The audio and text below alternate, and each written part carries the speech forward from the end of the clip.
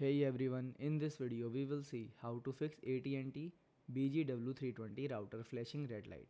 What it means, an internet troubleshooting guide. Fix 1 is restart the BGW320 router. Unplug the router's power cable, then wait for 30 seconds. Plug the power cable back in, then wait 3 to 5 minutes for the router to fully restart. Then check if the red light turns solid white.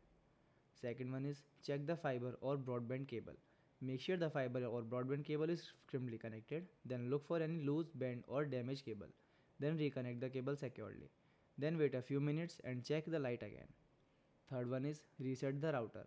Keep the router powered on. Then find the reset button on the back and press and hold it for about 10 seconds. Then release the button and wait for the router to restart. Then set up the router again if needed. Fourth one is let the router finish updating. If the router was recently restarted, leave it powered on. Then wait for 10 to 15 minutes. Do not unplug the router during this time, then check if the light changes from flashing red to white. Fifth one is check for a service outage.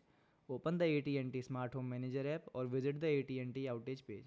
Then check if there is an internet outage in your area. If there is an outage, wait until AT&T restores the service. Thanks for watching.